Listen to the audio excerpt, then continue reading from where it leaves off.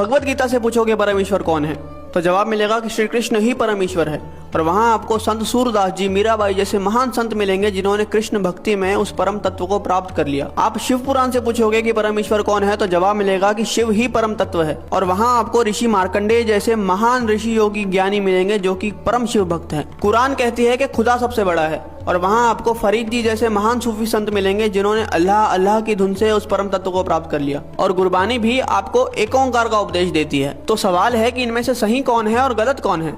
और जवाब है कि इनमें से सही तो सारे हैं, लेकिन गलत वो इंसान है जो इनमें से किसी एक पथ पे चलते हुए बाकियों का अनादर करता है, अपमान करता है। इसीलिए कबीर जी ने कहा था कि कबीरा कुआं एक है, यानी कि वो जो परमात्मा है वो एक विशाल कुएं की तरह है और पानी भरे अनेक, यानी कि हम और आप अलग अलग नामों से, अलग अलग स्वरूपों से उस भगवान को पुकारते हैं। लेकिन आगे कबीर जी कहते हैं कि भांडे ही में भेद है और पानी सब में एक। मतलब जो भांडा है यानी कि हम, भेद तो यहाँ पे है, क्योंकि आप इंसान को तो अलग कर सकते हो लेकिन भगवान को कभी बांटा नहीं जा सकता। अब प्याला चाहे सोने का हो या पीतल का, उसके अंदर जो पानी है वो तो अंत में प्यास ही बुझाएगा।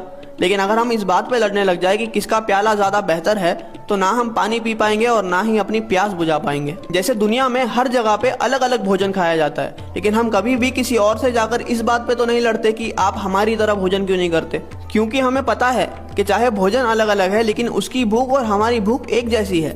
हो सकता है कि वो ब्रेड खाकर अपनी भूख मिटा रहा है और हम रोटी खाकर, लेकिन उसका असर जो हमारी बॉडी पे होगा वो एक जैसा ही होगा। इसलिए हमारी पेट की भूख तो मिट जाती है लेकिन हमारी परमार्थ की भूख कभी मिट ही नहीं पाती। हम लड़ने में इतने बिजी है कि हमें खाने की यानी कि उस भक्ति को अनुभव करने की फुर्सत ही नहीं है। कबीरा कुआं एक है और पानी भरे अनेक, भांडे ही में भेद है, पानी सब में एक।